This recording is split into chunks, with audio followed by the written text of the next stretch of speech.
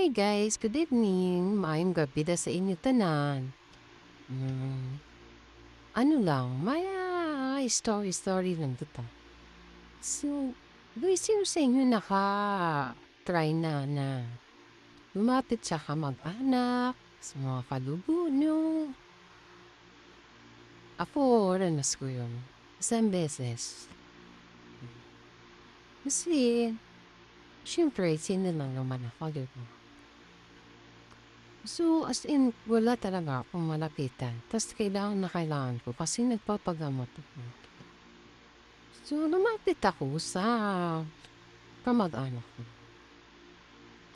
Nag-try lang ako. Talagang makakalapit. Pero alam ko naman meron. Pero, yung inaano ko naman sa kanila ay hindi naman din kalaki, di ba? Maliit lang. So, lumapit ako. Okay lang, chat ako. Hindi binabasa. So, syempre pagka ganun, alam mo na yun, di ba? Kasi kahit naman naka-online, naka-ano, hindi binabasa. So, ibig sabihin, alam mo na yung sagot. Sumama na yung loob ko. Sige, di ba? Ba't gano'n? Magaling na sila sa ibang tao. Pero yung ikaw mismo, kadugo nila. Wala na, didma lang. So, proud ako sa mga tao na nakasama ko sa trabaho. Kasi kahit hindi mo sila kaano-ano, nag-try ako.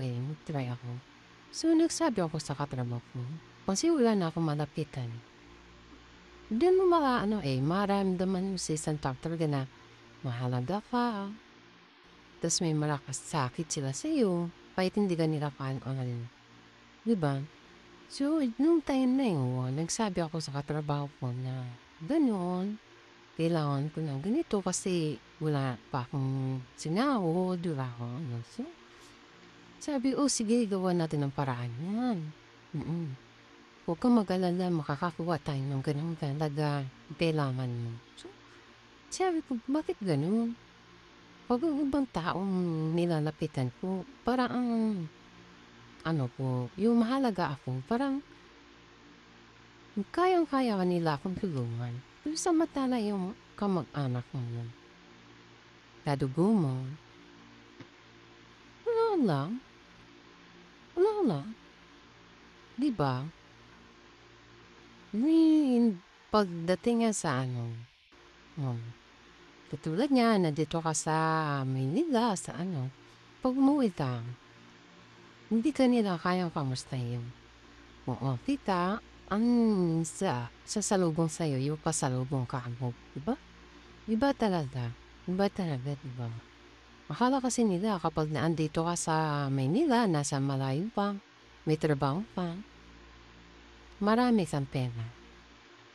Pero yung sitwasyon mo dito, hindi nila maitatanungin ko, kita, nakain ka ba?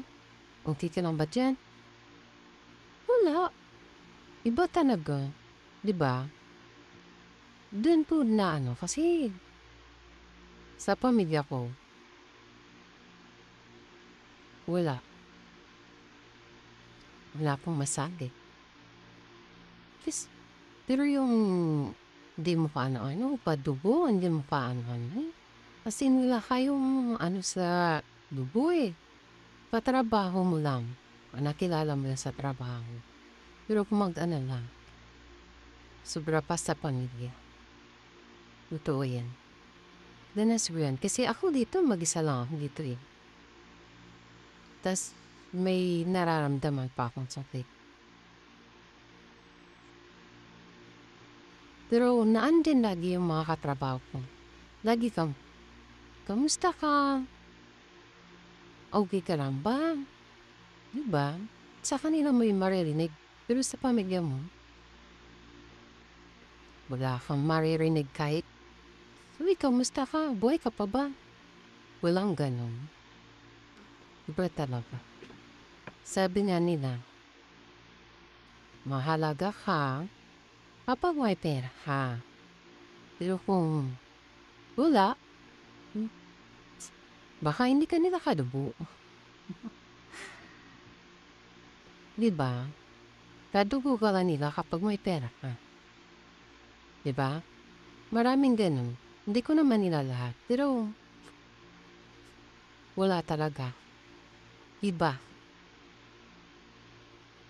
Kaya ang tao umaano na lang din sa pera, eh, 'no? Tumitingin na lang din talaga. Kadugo ka nila kapag may pera ka. Paano 'pag wala kang pera? Hindi ka nila kilala, 'di ba? Gano'n lang siguro talaga. Pero wala naman tayo din magagawa, eh. Kadugo mo 'yun, 'di ba? Okey lang 'yun.